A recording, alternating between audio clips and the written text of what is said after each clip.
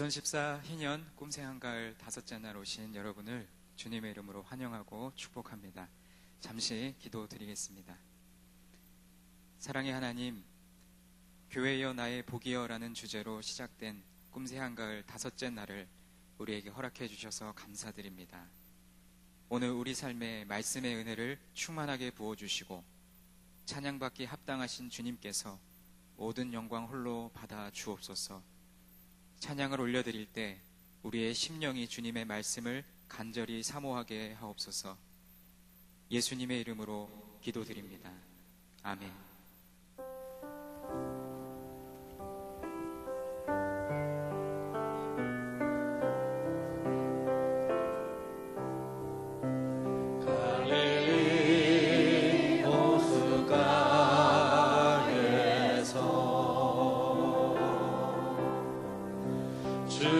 주님은 시몬에게 물으셨네.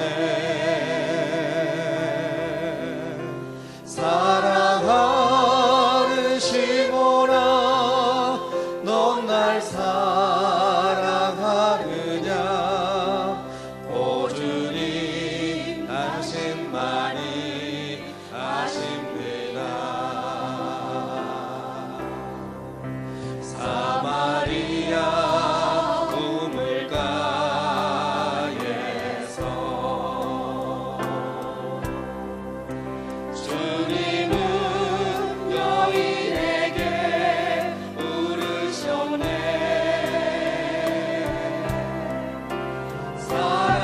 사랑하는 여인아, 넌 날 사랑하느냐?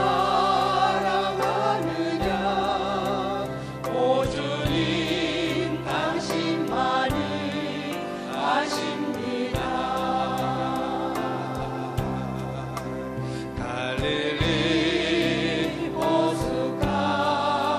호숫가에서 주님은 시몬에게 물으셨네.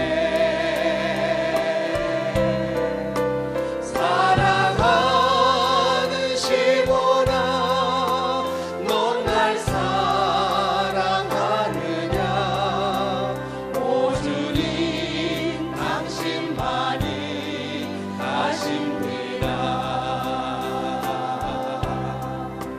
사마리아 우물가에서 주님은 여인에게 물으셨네.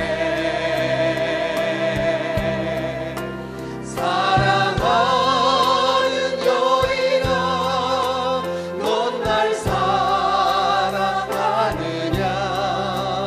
오 주님, 당신만이 아십니다.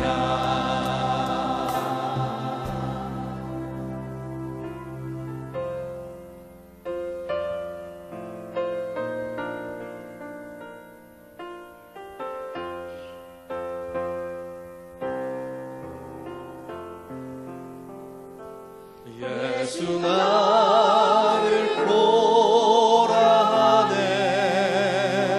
예수 나를 보라 하네.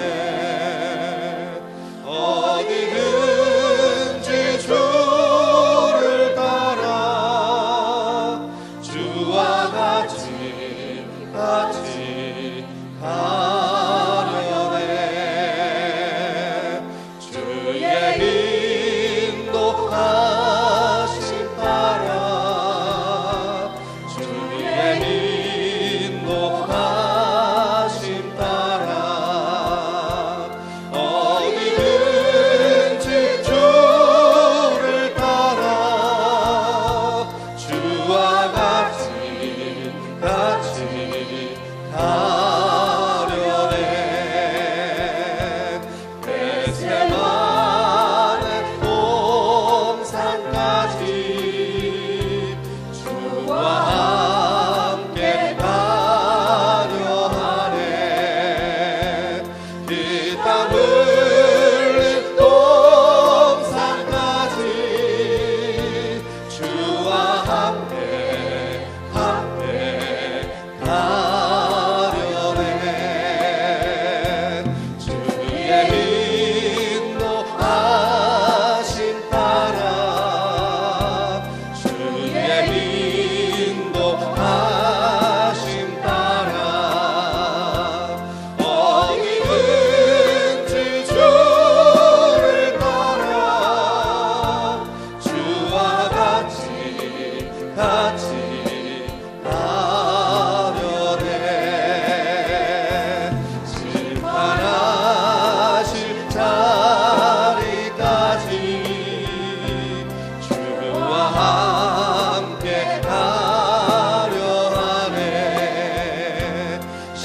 심판하실 자리까지 주와 함께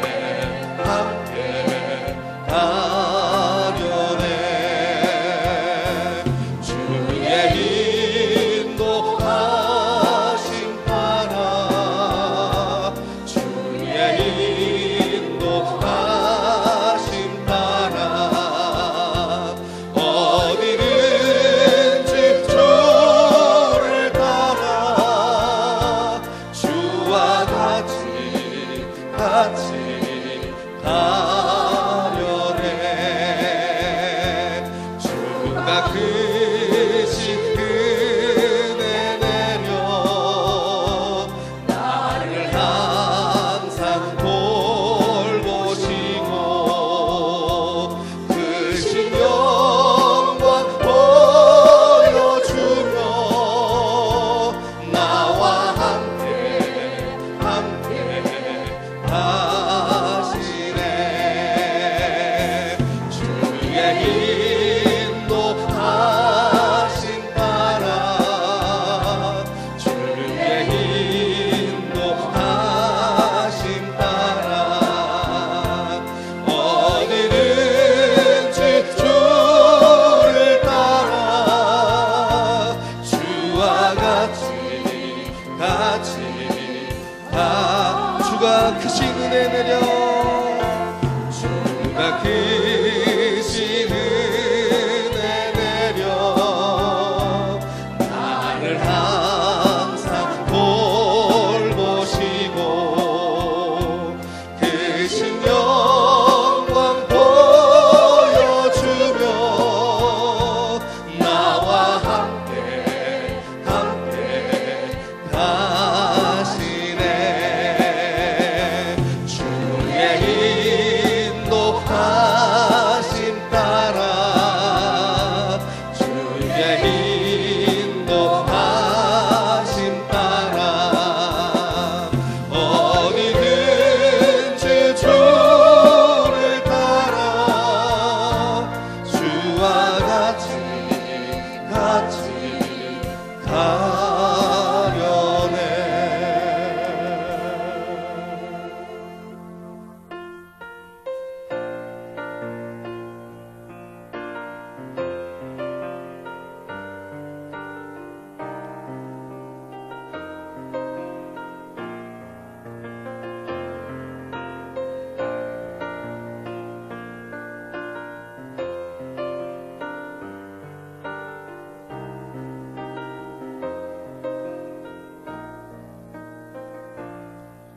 우리에겐 소원이 하나인데 주님 다시 오실 그날까지 우리 가슴에 새긴 주의 십자가 사랑 나의 교회를 사랑케 하네. 주의 교회를 향한 우리 마음 희생과 포기와 가난과 고난 하물며 죽음조차 우리 막을 수 없네. 우리 교회는 이 땅의 희망 교회는 교회되게 예배되게 우리를 사용하소서. 진정한 부흥의 날 오늘 기마도록 우리를 사용하소서. 우리에겐 소원이 하나인데 주님 다시 오신 그날까지 우리 가슴에 새긴 주의 십자가 사랑 나의 교회를 사랑케 하네. 주의 교회를 향한 우리 마음 희생과 포기와 가난과 고난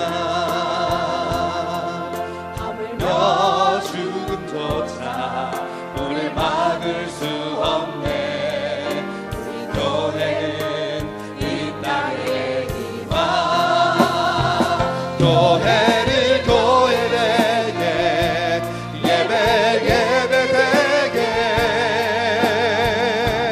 우릴 사용하소서. 진정한 부흥의 날 오늘 임하도록 우릴 사용하. 교회를 교회되게 교회를 교회되게 예배 예배되게 우릴 사용하소서. 진정한 부흥의 날 오늘 임하도록 우릴 사용하소. 성령 안에 예배하리라. 성령 안에 예배하리라. 자유의 마음으로 사랑으로 사역하리라. 교회는 생명. 성령 안에 예배하리라. 성령 안에 예배하리라.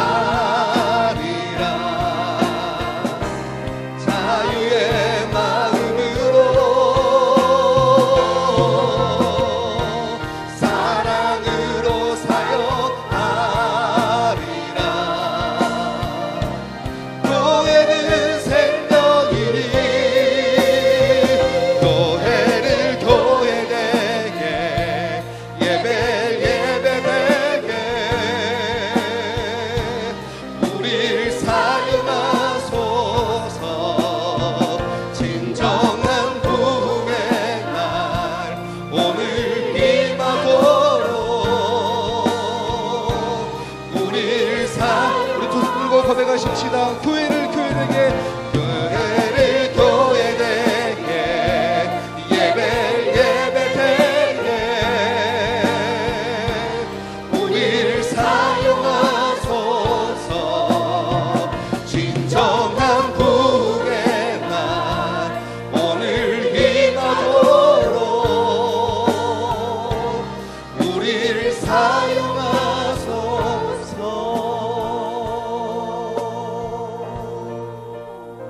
함께 기도하겠습니다. 하나님, 이 반석 위에 내 교회를 세우리라는 말씀으로 하나님 말씀 드릴 때 하나님 진정으로 우리의 삶을 통해 하나님의 영광을 나타내는 참 교회 되게 하여 주옵소서. 우리 간절한 마음을 담아서 하나님께 합심으로 기도하겠습니다. 하나님 아버지, 감사와 영광을 아버지 하나님께 올려드립니다. 하나님, 이 반석 위에 내 교회를 세우리라고 말씀하신 하나님의 거룩한 약속의 언약을 하나님이 말씀삼 공동체에 더욱더 부어 주옵소서. 이 공동체에 주신 그 비전으로 하나님의 거룩한 약속의 말씀 믿음으로 우리가 하나님 오시는 그날까지 전진하며 나아갈 수 있도록 하나님 축복해 주옵소서.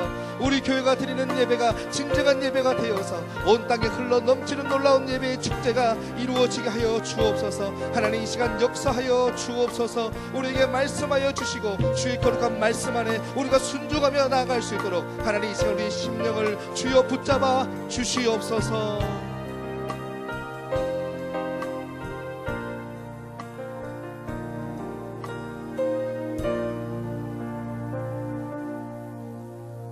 사랑과 은혜가 충만하신 하나님 아버지, 오늘도 우리에게 새 날을 허락하시고 하루의 첫 시간을 주님 앞에 나와 예배드리게 하심을 감사드립니다. 이번 한 주간 교회여 나의 복이여 라는 주제로 말씀을 듣는 가운데 우리의 연약함을 회개하며 다시금 교회의 본질을 회복하는 시간이 되게 하옵소서. 말씀을 전하시는 목사님의 영육을 강건케 하시고 듣는 우리에게도 말씀을 삶으로 살아낼 수 있는 담대함과 결단을 허락하옵소서. 우리를 구원하신 예수님의 이름으로 기도드립니다. 아멘. 이제 구교구의 특별 찬양 후 이 반석 위에 내 교회를 세우리라는 제목으로 목사님께서 말씀 전해주실 때 많은 은혜 받으시기 바랍니다.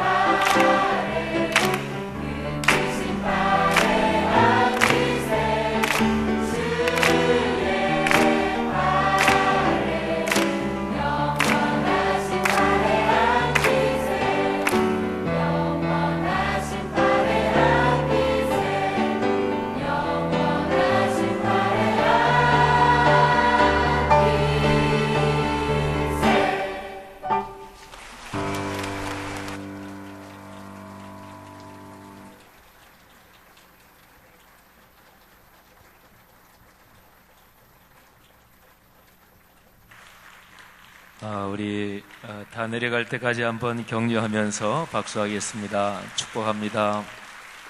우리 젊은이들 하나님께서 각별하게 또 놀라운 축복으로 걸어가는 삶의 길 하나님이 열어주실 것입니다. 고맙습니다. 고맙습니다. 우리 구교구 싱크 교구 우리 찬양 감사하고 또 우리 부장님, 부감도 그렇게 함께 해주셔서 또 진심으로 감사합니다. 우리 찬양 인도하신 우리 W팀 또 다드림 또 오늘 우리 권사회 찬양단 여드디아 또 감사합니다. 하나님의 축복이 늘 함께 하시기를 축원하고 또 여러분의 봉사와 섬김 하나님 앞에 참 귀하게 올리는 예물이 되는 줄 믿습니다. 축복합니다. 기도 한번 하겠습니다. 하나님 아버지, 이 시간에 주님 앞에 드려 올리는 이 예물 오른손으로 얹고 기도하오니 하나님께서 지금 이 시간에 축복해 주옵소서. 성도들의 마음들 하나님이 받으시며 헌신의 고백을 받아 주옵소서. 걸어가는 삶의 길에서 하나님이 주신 복 감사하며 하나님이 앞으로 주실 복 기대하며 내가 지금 서 있는 자리에서 하나님 앞에 찬양하며 예배하며 걸어가도록 늘 성도들을 축복해 주옵소서. 이 예물이 쓰이는 곳마다 하나님의 거룩한 영광이 드러나게 하시고 또 성도들의 가정 경제를 축복하시며 건강을 축복하옵소서. 성도들의 자녀 후손들 역사와 사회 속을 걸어가며 아름다운 영향력을 주옵소서. 하나님, 어떤 시대에도 결코 꺾이지 않는 그리스도인의 신앙에 힘이 있었습니다.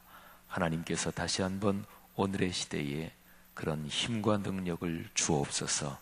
특별히 젊은이들을 하나님이 그렇게 붙드시기를 원합니다. 축복합니다. 예수 그리스도 이름으로 기도 올립니다. 아멘. 자, 우리 하나님의 말씀 같이 봉독하겠습니다. 마태복음 말씀입니다. 16장 13절부터 28절까지입니다. 마태복음 16장 13절부터 28절.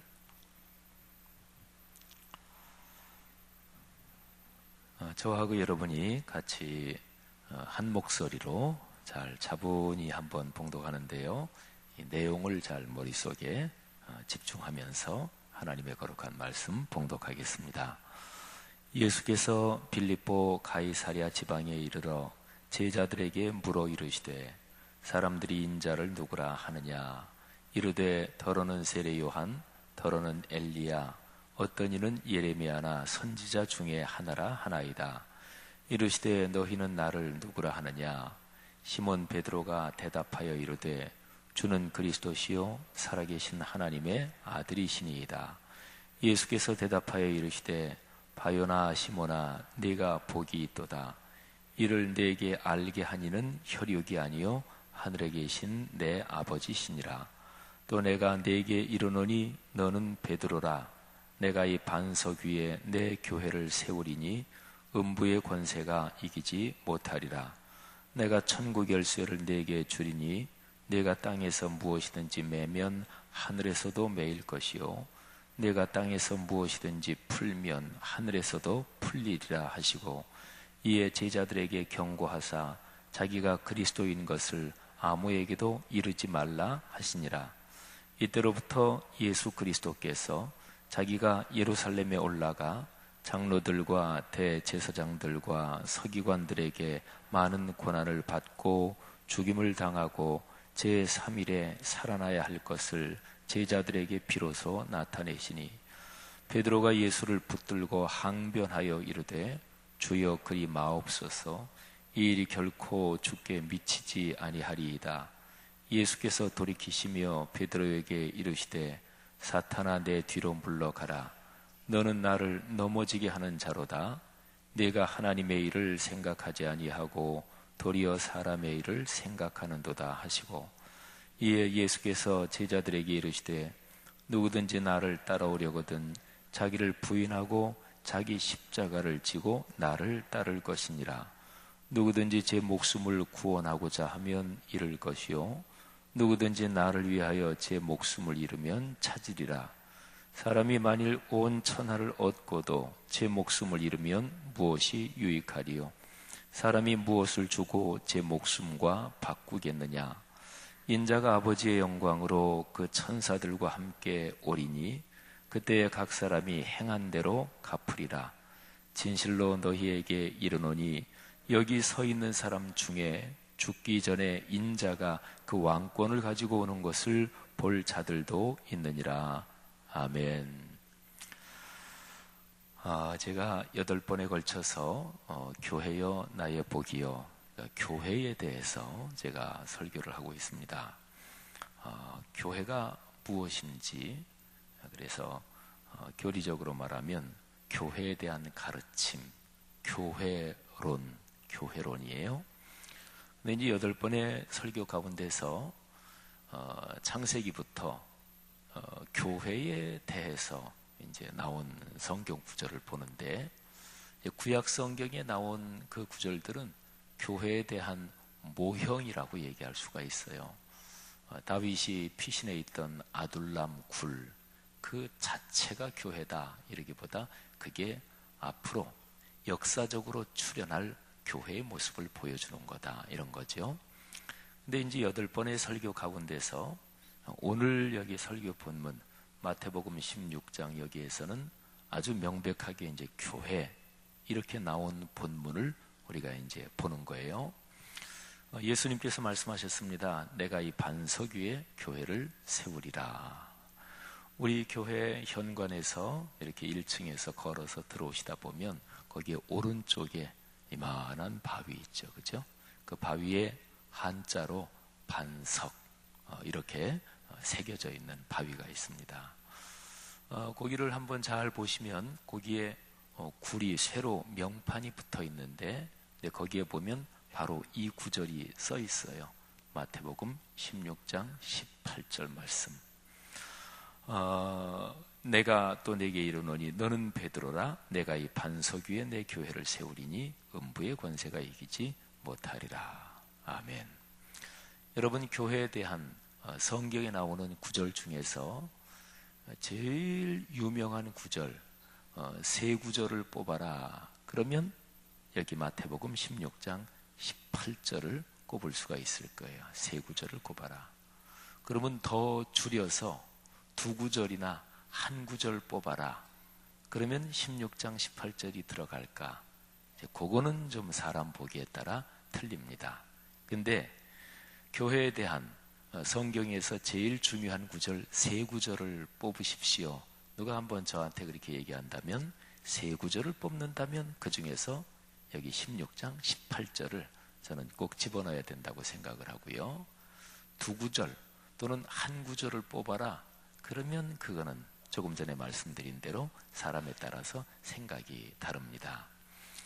아마 가톨릭 교회, 그러니까 천주교 그쪽의 신학자들이나 또는 그쪽의 사제들한테, 신부들한테 교회에 대한 제일 중요한 구절 한 구절만 뽑아라. 그렇다면 아마도 거의 예외 없이 마태복음 16장 18절을 꼽을 거예요.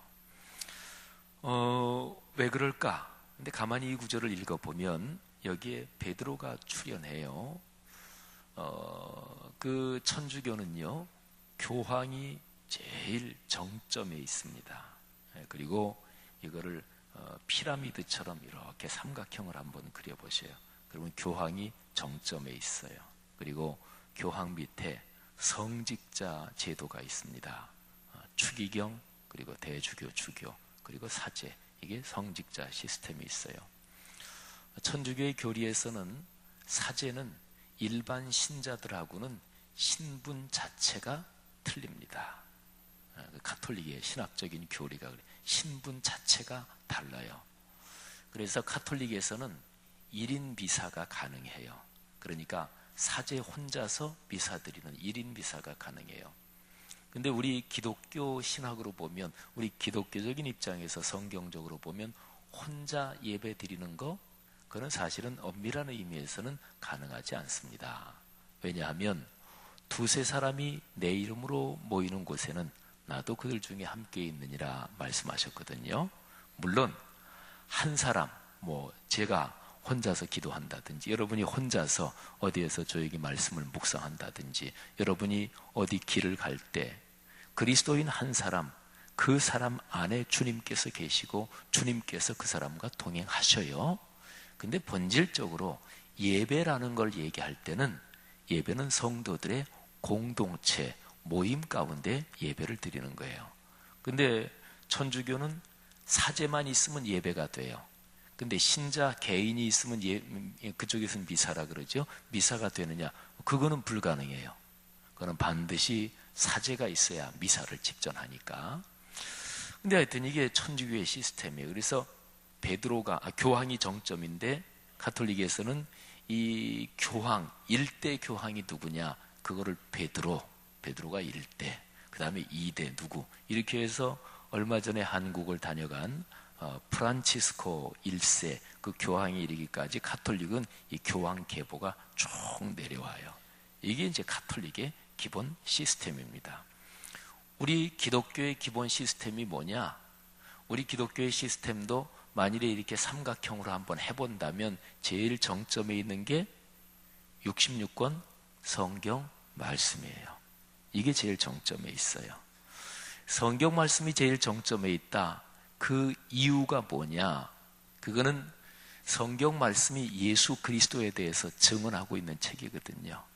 그러니까 십자가에 달리신 예수 그리스도의 복음, 그게 정점에 있다. 그리고 예수 그리스도는 이 땅에 사람 몸을 입고 오셔서 하나님 아버지를 보여주신 분이거든요. 그러니까 빌립이 말이죠. 예수님이 이제 세상을 떠나신다 그러니까 제자들이 불안해했거든요. 그때 빌립이 예수님한테 주님, 우리에게 아버지를 좀 보여주십시오.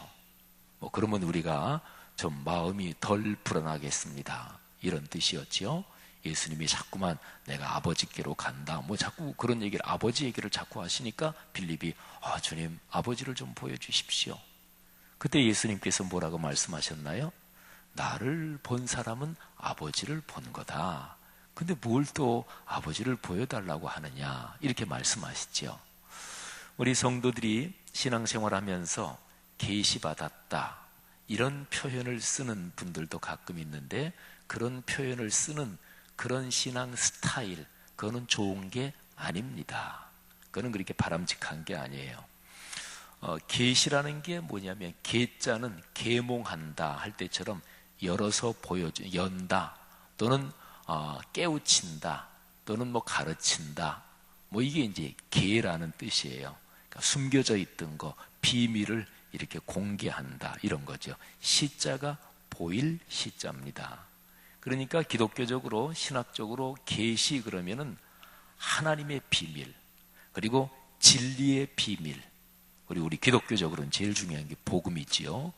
태초 이래로 계속됐던 하나님의 비밀을 열어서 쉽게 알 수 있도록 보여준다, 이런 건데, 그는 근본적으로 66권 성경 말씀하고만 연관해서 쓰는 게 좋습니다. 그냥 꿈 꿨으면 하나님이 나한테 꿈을 꾸게 하신 것 같아, 이 꿈이 이런 뜻인 것 같아, 이 정도로 얘기하지, 꿈 꿔놓고 하나님이 나한테 계시하셨어, 이렇게 얘기하는 좋은 신앙 스타일이 아니에요. 여러분, 66권 성경 말씀, 이게 정점에 있다는 것은 삼위일체 하나님, 그러니까 예수 그리스도가 하나님을 계시하신 분이거든요. 이 땅에 사람 몸을 입고 오신 예수님, 그분이 삼위일체 하나님, 하나님이 누구시냐, 하나님의 뜻이 무엇이냐, 하나님께서 우리에게 뭘 원하시느냐, 그거를 계시하신 분이 예수 그리스도예요. 그러니까 이 성경 말씀이 정점에 있다, 그 얘기는 다른 뜻으로 말하면 삼위일체 하나님이 교회의 중심이다, 이런 것입니다. 예수님의 오늘 여기 말씀에서요, 내가 또 네게 이르노니 너는 베드로다, 내가 이 반석 위에 내 교회를 세운다. 그런데 이 반석 위에 교회를 세운다 그랬죠. 잘 생각해 보십시오. 오늘 제가 무지무지하게 중요한 얘기를 합니다. 반석 위에 교회가 세워져 있어요.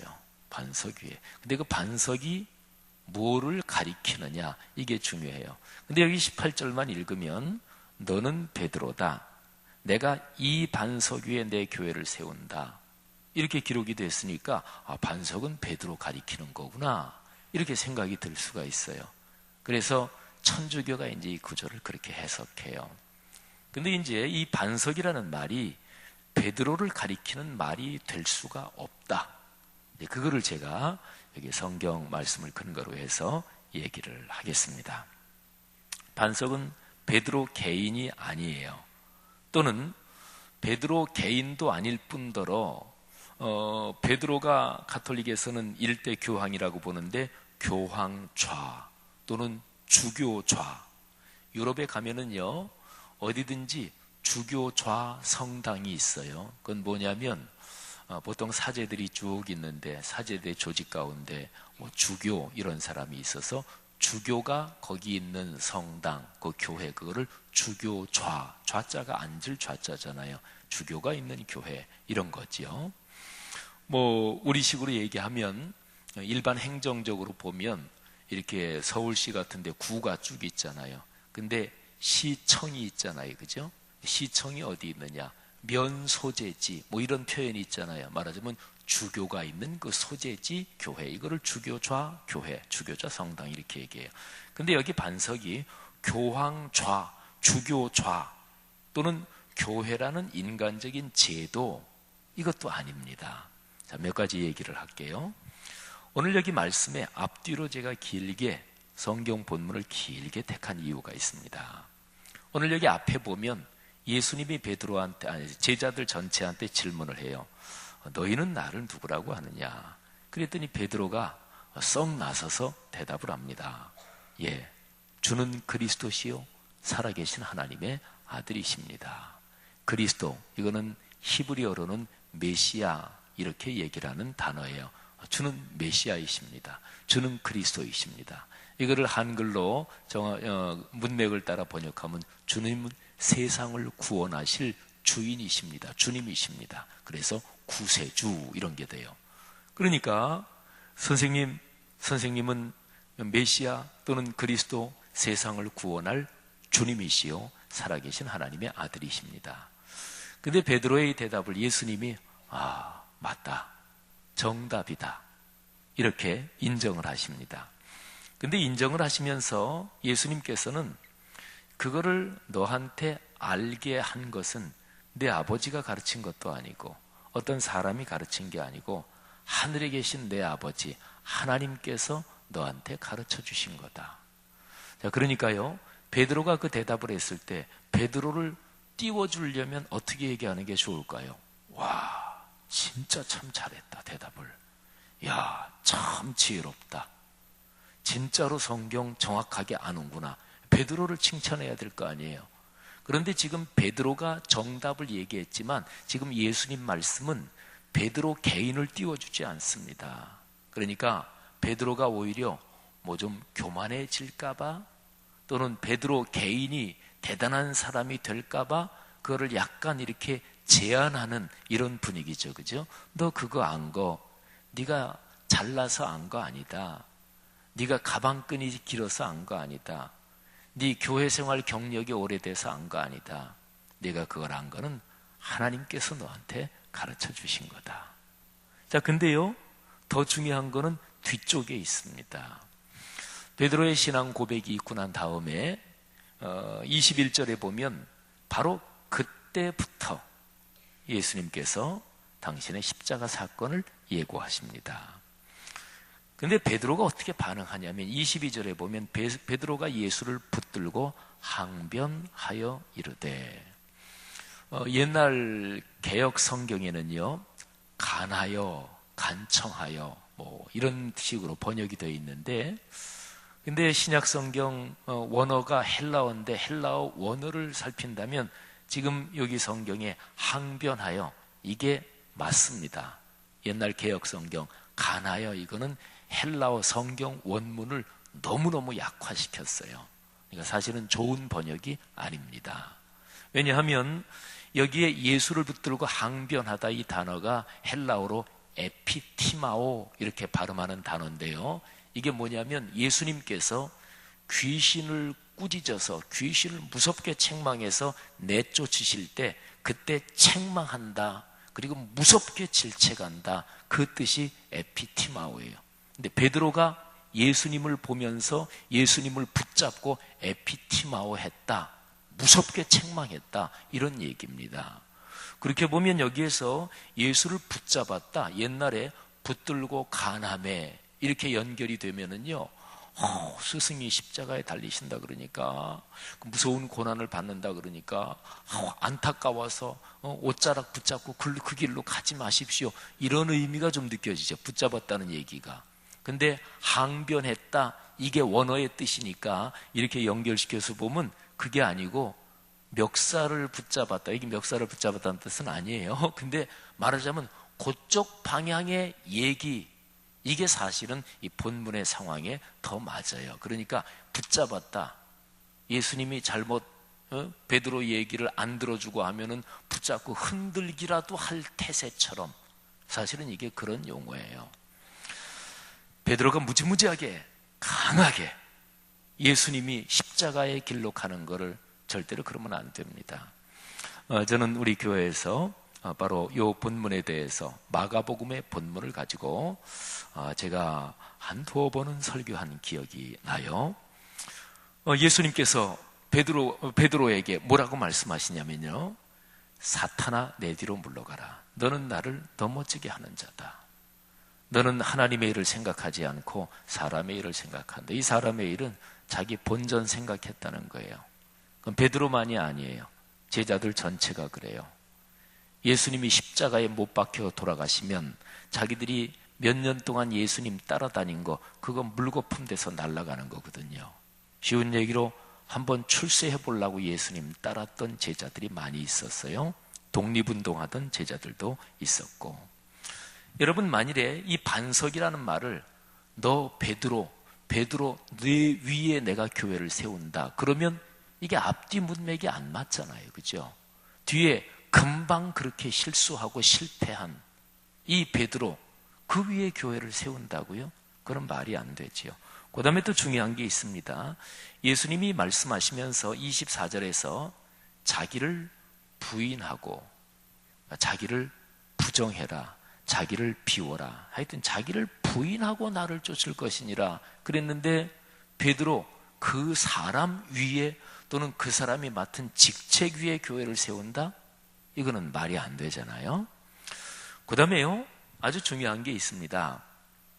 사도행전 2장에 보면 베드로의 설교가 나와요. 근데요, 교회가 역사적으로 출발한 게 사도행전 2장의 오순절 사건이거든요. 근데 교회가 역사적으로 출발한 사도행전 2장 거기에 역사적으로 출발한 교회에서 있었던 최초의 설교가 거기 아예 기록이 되어 있어요. 사도행전 2장에 나오는 성령이 임하시고 베드로가 많은 사람들 앞에서 메시지를 전한 거, 이게 역사적으로 보면 기독교 최초의 제1호 설교다, 이렇게 보시면 돼요. 그 설교의 결론이 무엇인 줄 아십니까? 결론이 36절에 있어요. 제가 읽습니다. 들어보십시오. 쭉 얘기하고 난 다음에 그런즉 이스라엘 온 집은 확실히 알지니, 이 사실을 확실히 알아야 된다. 너희가 십자가에 못 박은 이 예수를 하나님이 주와 그리스도가 되게 하셨느니라. 아멘. 결론이 뭐예요? 설교의 결론이 십자가에 못 박은 이 예수, 나사렛 출신 이 예수, 아버지가 목수였고 아마도 일찍 돌아가셨을, 그래서 비교적 이른 나이에 가정경제를 장남으로서 책임져야 했을 이 나사렛 출신의 예수란 사람을 하나님께서 주와 그리스도가 되게 하셨다. 여러분, 여기서 주목하셔야 될 게 있어요. 여기 마태복음에, 그때는 예수님이 살아계실 때죠. 마태복음에서 베드로가 예수님의 질문에 대해서 신앙을 고백한 거예요. 주는 그리스도시요 살아계신 하나님의 아들이십니다. 그거하고 똑같죠, 그죠? 주는 그리스도십니다. 근데 여기에서 베드로가 주와 그리스도가 되게 하셨다. 그러니까요, 기독교 역사의 제일 최초의 설교, 제1호 설교는 결론이 베드로 이런 게 아니고요. 결론이 예수께서 주님이시다. 이 신앙 고백이 결론이에요. 교회의 중심이 무엇인가? 사람이 아니고 신앙 고백이라는 얘기지요. 자, 그 다음에 중요한 것이 있어요. 성경에 마태복음이 신약의 제일 첫 번째 책이잖아요.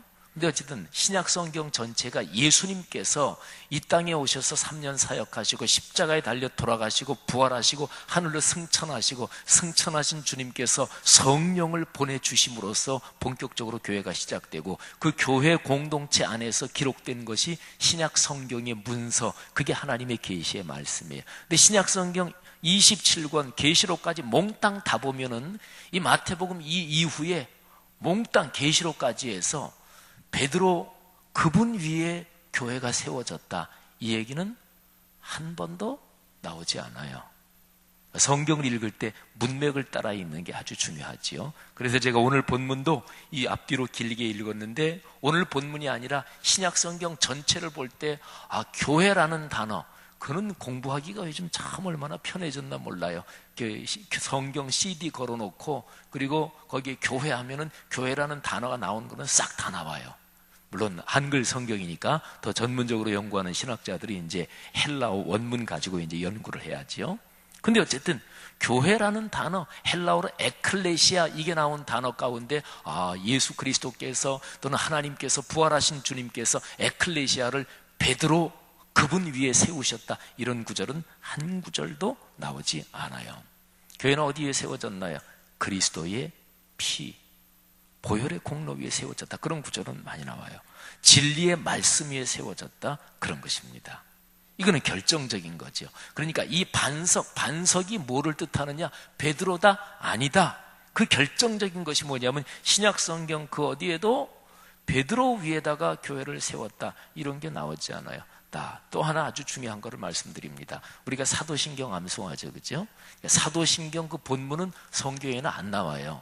주기도문은 딱 성경에 그 내용 자체가 나와요. 십계명도 구약에 나오고요. 사도신경은 성경에는 안 나오는데 신구약 성경 몽땅 다 굉장히 내용이 많잖아요. 이거를 제일 잘 요약해서 줄이면 그러면 뭐가 되느냐? 그게 바로 사도신경이에요. 사도신경은 100년대, 그러니까 예수님이 주 30년쯤 세상을 떠나셨고 돌아가셨다 보면은 쭉 교회가 진행되고, 그래서 100년을 넘어서 이 100년, 120년, 150년, 이 100년대의 사도신경의 내용이 이렇게 형성이 되기 시작을 해요. 제일 중요한 거는 뭐냐면 주님은 그리스도이십니다, 이게 중심이고요. 근데 100년대 형성이 되기 시작하면서 교회에서 우리 기독교가 믿는 게 바로 이 내용이다, 그게 사도신경이에요. 사도신경에 사람 이름이 거기에 들어가 있기도 해요. 예수님의 모친 마리아, 동정녀 마리아의 몸을 통해서 하나님이 신 주님이 오셨다. 그 다음에 또 한 사람 이름이 들어가요. 그 사람은 자기가 억울하다고 생각할지 모르겠지만 이게 빌라도예요, 그죠? 그런데 여러분 생각해 보세요. 예수님께서 교회를 내가 반석 위에 세운다 그랬는데, 그러면 그건 굉장히 중요하잖아요.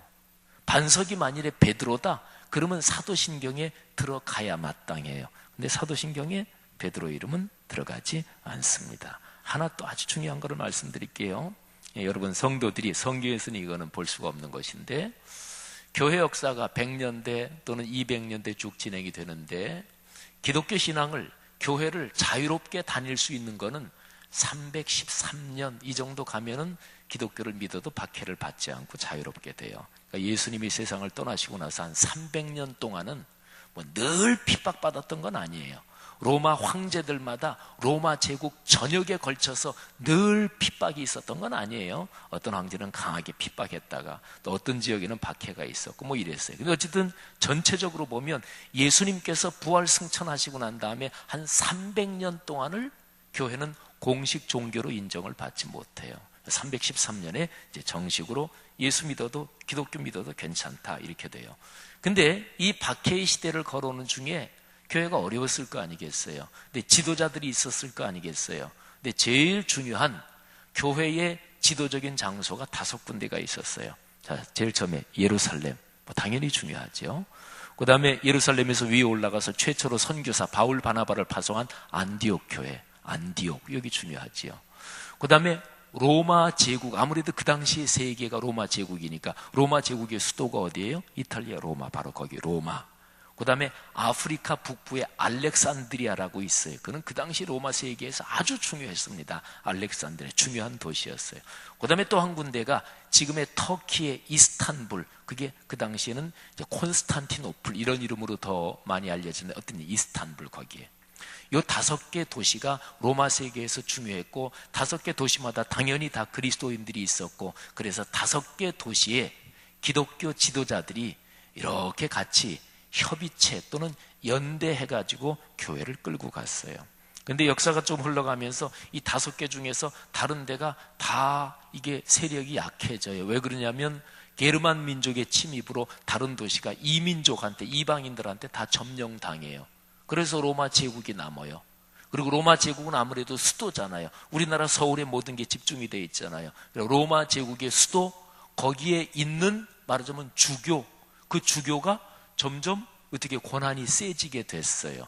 그래서 이번에 프란치스코 교황이 취임할 때 나는 그저 로마의 주교입니다, 이런 얘기를 했거든요.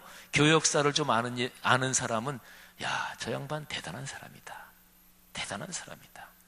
가톨릭의 교황은 전 세계 가톨릭의 내가 수장이다. 그리고 다른 기독교에서 이렇게 다른 갈래들, 그거는 다 그냥 서자 정도다, 우리 가톨릭이 수장이다, 이렇게 얘기를 하는 거거든요. 교황이라는 게 그런 교회의 황제 이런 뜻이잖아요. 그래서 가톨릭 신부들 중에서도 교황이란 말 그거 별로 안 좋다, 교종이 좋다. 종자가 마루종자예요. 그것도 비슷한 뜻이긴 하지만 교황, 이거는 세속적 권력을 쥐는 황제 이런 뜻이어서 안 좋다. 가톨릭 사제 중에서 교황이란 말 안 쓰고 꼭 교종 이렇게 쓰는 사람이 있어요. 근데 프란치스코 그 양반이 교황이 되면서 나는 그저 로마의 주교일 뿐입니다, 이거는 굉장한 발언이에요. 어쨌든요, 그러니까 로마에 있는 그 주교, 그 사람이 전체 기독교 교회에서 가장 중심적인 인물이 된 거는 성경이 말해서가 아니고 역사적인 상황이 그렇게 됐어요. 그리고 나중에 좀 그렇게 되니까 로마를 중심으로 교회가 딱 조직돼야 되겠다, 이거를 좀 뒷받침하기 위해서 성경 구절을 이렇게 저렇게 갖다 붙였다, 이렇게 볼 수가 있어요. 사랑하신 여러분, 이 반석 위에 교회를 세운다. 반석이 뭐냐? 베드로 개인 또는 베드로가 있었던 어떤 직책? 아닙니다. 제가 쭉 얘기 드렸잖아요. 그러면 그 반석이라는 뜻이 무엇입니까? 그거는 베드로가 했던 신앙 고백을 말해요. 자, 근데요, 베드로, 이게 베드로, 예수님이 베드로한테 주신 이름이에요. 근데 헬라어로 페트로스, 페트라, 이게 이제 비슷한 말인데 이게 반석, 바위란 뜻이에요. 그러니까 베드로가 예수님한테 주님은 그리스도십니다, 살아계신 하나님의 아들이십니다 하고 신앙을 고백했잖아요. 그러니까 그래, 내가 고백한 그 신앙 고백, 그 신앙 고백 위에 내가 교회를 세운다. 여러분, 세례 줄 때 어떤 사람한테 세례를 줍니까? 아무한테나 세례 주지 않아요. 교회 경력 보고 세례 주는 거 아니에요. 헌금 얼마나 했나 그거 보고 세례 주는 거 아니에요. 어떤 사람한테 세례 줘요? 예수님을 그리스도라고 고백하는 사람한테 세례를 주는 거예요. 그러니까 신앙 고백하는 사람한테 세례 주는 거예요. 세례 베풀어야, 제도적으로 보면 세례를 받아야 교회의 정회원이에요. 그죠? 그리고 신앙적으로, 영적으로도 삼위일체 하나님의 이름으로 세례를 받아야 하나님의 자녀로 공동체 가운데 공적으로 그게 공인되는 거거든요. 그러니까 교회라는 게 그리스도인이 있어야 교회죠. 그리스도인이 없으면 무슨 교회예요, 그죠? 근데 그리스도인이 되는, 그게 뭘 가지고 되느냐? 나는 베드로에게 충성을 맹세합니다, 이게 되는 게 아니고, 나는 나사렛 사람 예수, 그분이 사람 몸을 입고 오신 하나님의 아들이요 온 세상의 구세주 곧 그리스도인 것을 제가 믿습니다, 저의 그리스도인 것을 제가 믿습니다, 이렇게 신앙 고백하는 사람한테 세례를 베푼단 말이에요. 그러니까요, 이 반석이라는 말이 그게 신앙 고백을 말한다, 이건 아주 명백하죠. 성경의 몇 구절 제가 말씀드리면, 사도행전 3장에서 베드로가 대단한 스타가 되는 그런 사건이 있어요. 베드로하고 요한 두 사람인데요. 성전에 들어가다가 기도하러 들어가다가 성전에 미문이라는 문이 있었는데 그 문가에 다리를 쓰지 못하는, 걷지를 못하는 신체 장애자가 앉아 있었습니다. 근데 구걸을 해요. 그때 베드로가 얘기를 합니다. 은과 금은 내게 없다. 그러나 나사렛 예수 그리스도의 이름으로 명한다. 일어나 걸어라. 그 사람이 일어났어요. 기적이 일어난 거죠. 사람들이 모이고 난리가 났어요. 사람들이 쫙 모여가지고 베드로 요한을 갖다가 막 신처럼 이렇게 막 우러러보는데 그때 베드로가 이렇게 얘기합니다. 우리 개인의 권능과 경건으로 이 사람을 걷게 한 것처럼 왜 우리를 주목하느냐. 3장 12절 말씀. 왜 우리를 주목하느냐. 이게 헬라어 원어가요, 경외심을 가지고 마치 신을 경배하듯이 그렇게 주목한다, 그런 단어예요. 이게 왜 우리를 주목하느냐. 이 구절은 저 같은 목사부터 시작해서 교회의 중요 직책에 있는 사람들이 꼭 기억해야 될 일입니다. 자기가 주목받으면 안 돼요. 예수 그리스도가 높임을 받아야 돼요. 근데 베드로가 그렇게 왜 우리를 주목하느냐. 그리고서 쭉 얘기하면서 3장 16절 말씀에 예수 그리스도 그 이름을 믿음으로 그 이름이 너희가 보고 아는 이 사람, 그 사람 늘 거기 있던 사람이니까 아유 거기 미문에 거기 늘 다리 못 쓰는 아유 그 양반 불쌍한 사람 다 알거든요. 근데 너희가 보고 아는 이 사람을 성하게 낫게 하였나니 예수로 말미암아 난 믿음이 너희 모든 사람 앞에서 이같이 완전히 낫게 하였느니라. 아멘. 기독교인이 믿음이라는 말 많이 쓰지요. 믿음이 뭐예요? 신앙 고백이 믿음이에요. 사도행전 2장 28절 거기에 이렇게 기록이 되어 있습니다. 하나님이 자기 피로 사신 교회를 보살피게 하셨느니라. 근데 이 구절은 꽤 특이한 말씀이에요. 예수 그리스도의 보혈, 이게 아니라 하나님이 자기 피로 사신 교회를, 피 흘리신 거는 예수 그리스도 성자 하나님이 피를 흘리신 거죠. 삼위일체 하나님 안에서 그분이 하나님이셔요. 그러니까 교회는 어디 위에 세워졌어요? 하나님의 피를 흘리신, 그래서 피로 값주고 사신 교회, 그런 얘기예요. 자, 교회에서 중요 지도자들이 그 사람들이 그래도 교회의 터전이지, 혹시 그렇게 조금이라도 얘기한다면 에베소서 2장 20절에 이런 말씀이 있어요. 너희는, 그러니까 에베소에 있는 교회들에게 편지를 보내면서 여러분 교회 공동체는 사도들과 선지자들의 터 위에 세우심을 입은 자라. 여러분, 반석 위에 세운다 그랬으니까 어떤 터 위에 세우는 건데, 만일에 그 반석이란 말이 베드로 그 개인 또는 베드로의 어떤 직책, 이걸 가리킨다 그랬으면 적어도 이 정도 구절, 어디에 터 위에 세우셨다, 이 정도 얘기 나올 때는 베드로 이름이 적어도 나와야 되잖아요.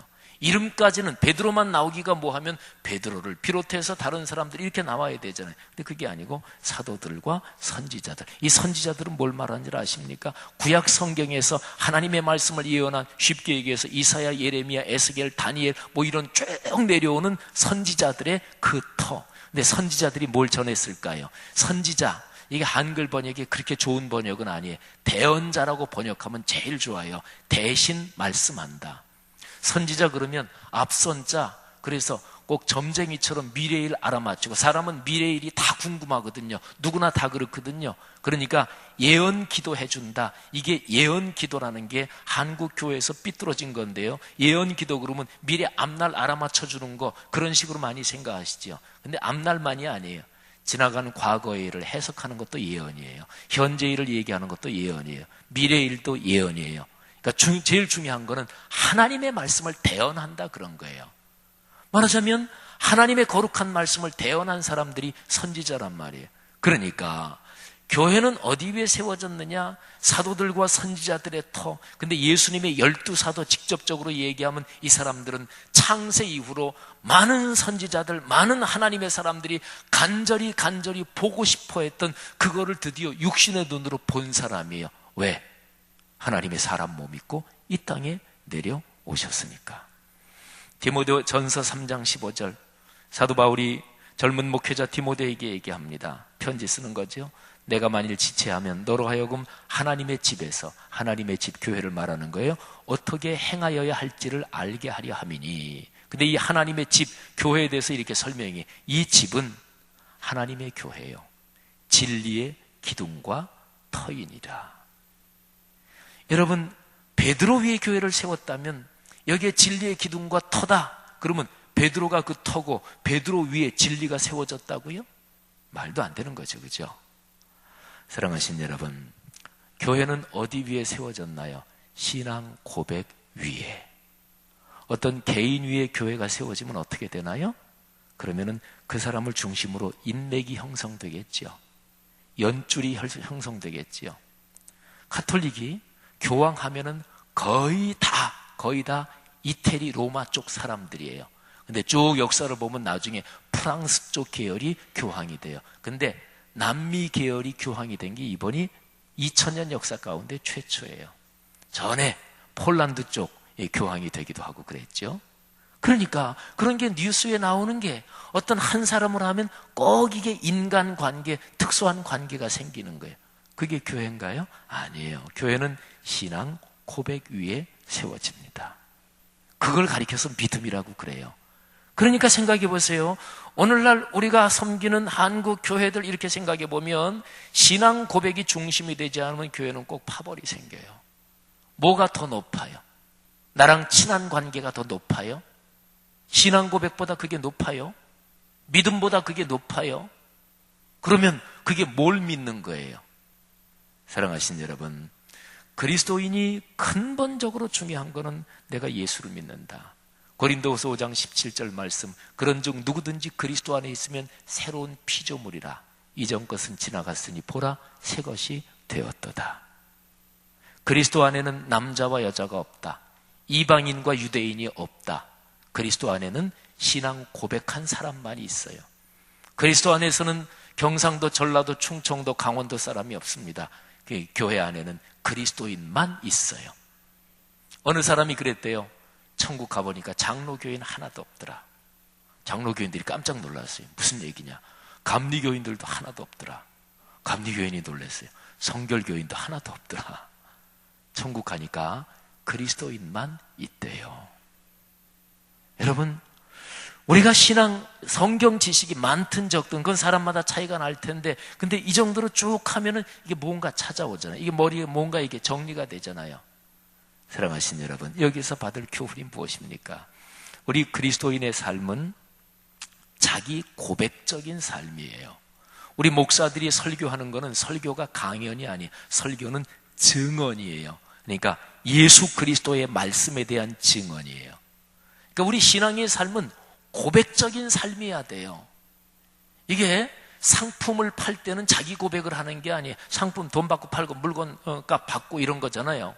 근데 고백이라는 게 뭐예요? 사랑의 고백을 한다. 이거 한번 생각해 보세요. 이거는 내 체험을 가지고 얘기하는 것이고 말씀에 근거한 내가 경험한 거, 그거를 증언하는 거예요. 법정에서 증인 출석해서 증인 증언하잖아요. 근데 증인, 그 사람이 그 사건 보지도 못했다, 나 그 사건 듣지도 못했다, 그런 사람을 증인으로 불러요? 아닙니다. 증인으로 그 자리에 설 수 있는 가장 기본적인 조건은 그 사건에 어느 뭐로든지 연관이 돼 있어야 돼요. 내가 그때 그 자동차 쾅 부딪히는 거 봤다. 증인 어땠습니까? 어떤 차가 어떻게 와서 부딪혔는지 본대로 말해 주시지요. 이게 증인이에요. 그리스도인은 증인이에요. 너희가 땅끝까지 이르러 내 증인이 되리라. 그러면 생각해 보세요. 예수 그리스도 체험하지 못한 사람이 증인이 될 수 있어요? 예수 그리스도에 대해서 신앙 고백 안 한 사람이 증인이 될 수 있어요? 그런 사람은 증인이 아니에요. 사랑하신 여러분, 우리 기독교의 신앙의 중심이 이거고 교회의 중심이 이거예요. 고백이 되고 증인이 되려면 내가 체험해야 돼요. 근데 그 체험은 예수 체험을 얘기하는 거예요. 예수를 통해서 삼위일체 하나님을 체험하는 거예요. 그러면 예수님은 지금 안 계시잖아요. 그럼 어떻게 예수 체험하나요? 예수에 대해서 기록한 66권 성경 말씀을 체험하는 거예요. 그래서 기독교의 모든 체험은 말씀 체험이에요. 이 기초가 잡혀있지 않으니까 신앙인들이 신앙생활하면서 말씀 체험이든 예수 체험이든 그딴 건 상관없다, 체험만 있으면 된다, 이렇게 잘못 생각하는 거예요. 아이고, 누가 병 고쳐주든지 상관없어. 내 병만 나으면 돼. 누가 병 고치든지 무슨 상관이? 나 지금 아파 죽겠는데 뭐 무당이 굿해서 병 고쳐주든지. 모든 종교에는 다 치병 기능이 있는 거예요. 모든 종교에는 다 미래를 알아맞추는 기능이 다 있어요. 그거 왜요? 사람의 본성이 그걸 원해요. 그래서 훌륭한 종교도 자꾸만 미신적으로 되는 이유가 그런 거 해야 사람이 모여들거든요. 그런 거 해야 사람을 꽉 쥐거든요. 이단이 사람을 쥐는 게 그거거든요. 그래서 거기에서 나쁜 교권이 형성이 되고 그런 거예요. 신앙 체험이 아무거나 체험하면 돼요? 기적만 일어나면 다 돼요? 아닙니다. 66권 말씀을 근거한 체험인 거예요. 그래서 어떤 사람이 체험했다 그러면 성경적으로 그 체험 맞나 틀리나 봐야 돼요. 어떤 사람이 성령 충만 받았다. 그래요? 성령 충만 받으면 성경에서 성령 충만 받으면 성령이 오시면 성령이 무슨 일을 하는가 그게 성경에 정확하게 나오거든요. 하나님의 말씀을 사랑하게 돼요. 예수 그리스도를 내세우게 됩니다. 절대로 자기를 내세우지 않습니다. 성령 충만을 받았는데 자기를 내세운다. 그러면 그거는 성령 받은 게 아닐 수도 있고 또는 성령을 받았지만 아직까지 인격이 미성숙해서 아직 어린 신앙이기 때문에 그럴 수도 있어요. 사랑하신 여러분, 말씀 체험이 중요한 거예요. 거기에서 자기를 신앙 고백하는 거예요. 하나님의 거룩한 말씀을 통해서 우리의 신앙 고백이 날마다 깊어지시기를 주의 이름으로 축원합니다. 그리고 예수 믿는 신앙에서 믿음이 중요하다는 것을 다시 한번 명백하게 이 시간 깨닫고 우리의 가슴에 끌어안으시기를 주님의 이름으로 축원합니다. 교회가 이런 데예요. 교회가 예수 그리스도의 십자가 사건, 십자가와 부활과 하늘로 승천과 성령의 강림 이 네 가지의 기초 위에 세워진 게 바로 교회예요. 그러니까 교회는 사람이 모이니까 또 교회들이 여러 개 있으니까 이런저런 조직도 해야 되고 지방의 노회, 총회 이것도 있어야 되고 또 조직이니까 거기에 총회장, 총무서기 회계 이런 것도 뽑아야 되겠지만 그게 교회의 본질이 아니고 교회의 본질은 신앙 고백이고 그리고 총회장, 총무서기 회계, 목사, 장로 모든 직분은 전부 다 이 신앙 고백이 온 세상 땅끝까지 전해지기 위해서 이거를 섬기기 위해서 있는 거예요. 그런데 어떤 직책에 있는 어떤 사람이 이 신앙 고백을 나를 위해서 이거를 이용해 먹어요? 이거는 사실상의 배교입니다. 사실상의 배교고 신성모독이죠. 하나님을 내 영광을 위해서 이용해 먹는 거잖아요. 여러분, 이런 경계선이 이게 엄청나게 큰 장벽으로 가로막혀 있을까요? 아니에요. 제가 목사잖아요. 목사가 강단 위에서 설교하는 그 시간에 사탄이 목사를 이렇게 잠깐 유혹할 수도 있어요. 야, 너 대단하다. 너 설교 잘한다. 그래서 유명한 설교자 스펄전 목사님이 어느 날 설교를 끝나고 나와서 성도들에게 인사하는데 성도들이 막 은혜 받았어요. 목사님 은혜 받았습니다. 감사합니다. 예, 고맙습니다. 쭉 인사하는데 그 목사님이 아주 친한 친구, 그 목사님 너무나 잘 아는 어릴 때부터 친구가 제일 나중에 나오면서 다른 사람은 다 은혜 받았다 그러는데 이 친구가 스펄전 자기 친구 목사의 손을 쥐면서 이보게 스펄전 목사 하고서 무슨 말 하려고 그러는 거예요. 그러니까 스펄전 목사가 이보시게 자네가 무슨 말 하려는지 내가 이미 안 해. 말하지 않아도 괜찮으네. 내가 아까 강단에 있을 때 사탄이 벌써 내게 얘기했다네. 그게 뭐냐면 이 친구는 스펄전 목사를 너무나 잘하니까 내 사랑하는 친구가 지금 설교하고 있는데 근데 뭔가 자기 설교에 도취해서 지금 교만해진 것 같다. 이런 얘기를 하려고 그랬는데 그런데 강단에서 설교하는 동안 사탄이 얘기했다는 거예요. 야, 너 대단하다. 넌 참 큰 교회 목사다. 와, 넌 참 스타 목사다. 사랑하신 여러분, 한국교회에서 이런 게 중요한 줄 아셔요? 아니에요. 대놓고 자리 싸움해요. 대놓고 목사 장로들이 주여 교회를 다시 한번 세워주옵소서. 교회가 어디 위에 세워진 건데 그러니까 예수 그리스도의 이름이 업신여김을 당하고 하나님의 거룩한 복음 위에 선 소중한 주의 피로 값주고 사신 교회가 얼마나 귀중한 이름이에요. 교회가 얼마나 복된 이름이에요. 근데 교회가 멸시를 당하고 주님 교회가 교회되게 하옵소서. 사랑하시는 성도 여러분들이요, 여러분이 평생 사는 동안 제일 중요한 거 제가 주님 믿었다는 거 이렇게 고백할 수 있기를 바랍니다. 나중에 제가 하나님 앞에 섰을 때 주님, 제가 목사였어요. 목사 신분증 가지면 통과될 줄 알아요? 천만에요. 예수님께서 말씀하셨어요.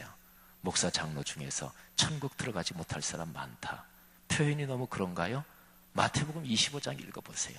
거기에서 천국문 앞에 섰는데 예수님이 나 너 모르는데 제가 주님의 이름으로 선지자 노릇하고 귀신도 쫓아내고 병도 고치고 그랬어요. 그런 사람은 중요 지도자들일 거 아니겠어요?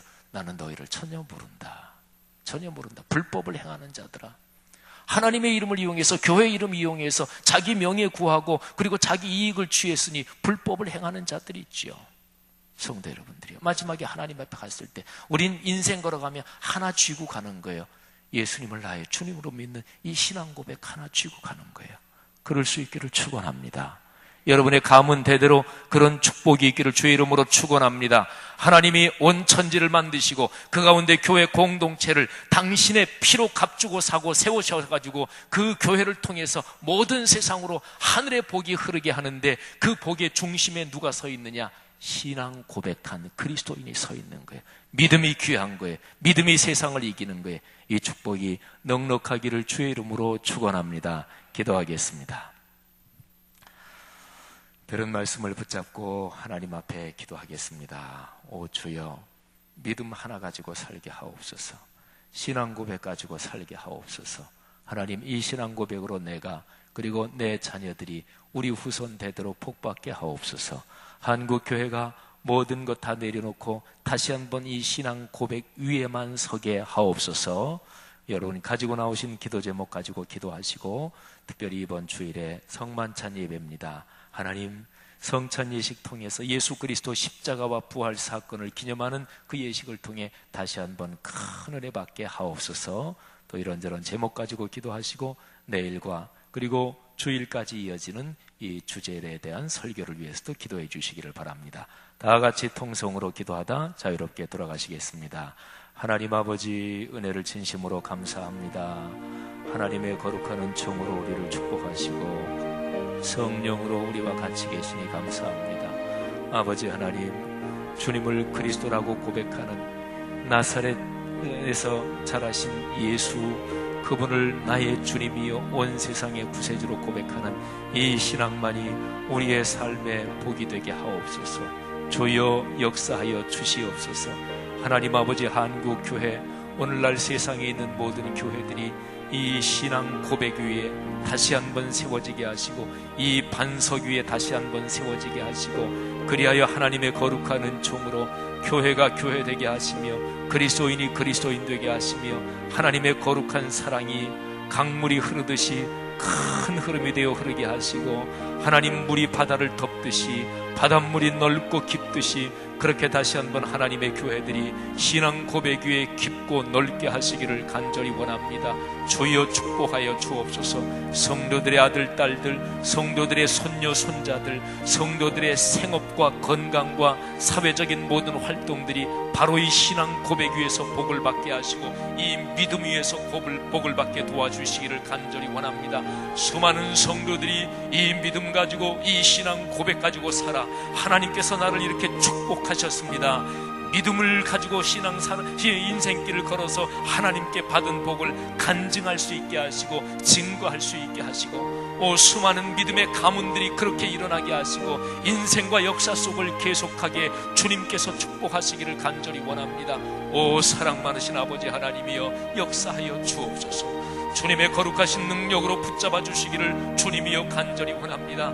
하나님 아버지여, 주 예수 그리스도의 십자가의 사랑이, 주 예수 그리스도의 부활의 복음이, 주 예수 그리스도의 하늘로 오르심과 성령을 보내신 그 위대한 교회의 축복이 하나님 우리 교회를 통해서 온 세상으로 흐르게 하시고, 우리 성도들의 가정 가문을 통해서 온 세상으로 흐르게 하시고, 우리 교회의 모든 성도들은 한 가정도 한 가문도 빼놓지 않고 이 복의 중심에 서도록 주님께서 도와주시기를 간절히 원합니다. 아버지 하나님, 은총 주옵소서. 성령